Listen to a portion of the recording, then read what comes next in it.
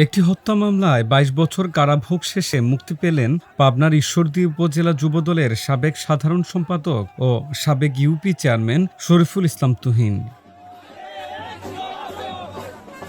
১৪ জুলাই সোমবার সকাল ১১:৩০টার দিকে পাবনা জেলা কারাগার থেকে মুক্তি পান তিনি। এ সময় কয়েক হাজার নেতাকর্মী তাকে ফুলেল শুভেচ্ছা জানিয়ে বরণ করে নেন। পরে আনন্দ মিছিল করে তাকে নিয়ে জেলা বিএনপি কার্যালয়ে হাজির হন নেতাকর্মীরা। সেখানে তাকে বিএনপির পক্ষ থেকে ফুলেল শুভেচ্ছা জানানো হয়।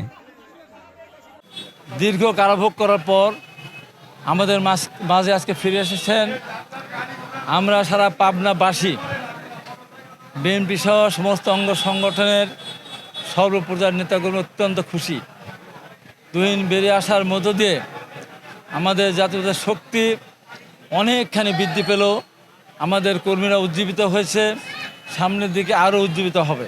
পরে তুহিনকে ফুলের মালা পরিয়ে হাজারো নেতাকর্মী মোটরসাইকেল সহ গাড়িবহর নিয়ে তার নিজ এলাকা ঈশ্বরদীতে পৌঁছান। সেখানে কেন্দ্রীয় বাস টার্মিনালে উপজেলা ও পৌর বিএনপির আয়োজনে তাকে সংবর্ধনা জানানো হয়।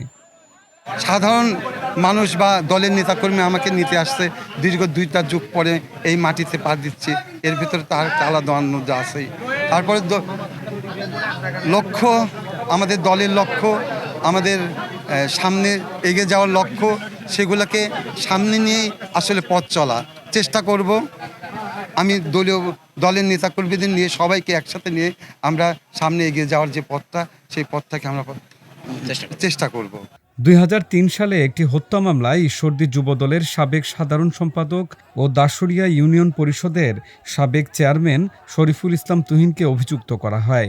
সেই মামলায় যাবজ্জীবন সাজাপ্রাপ্ত হয়ে তিনি ২২ বছর কারাভোগ করেন।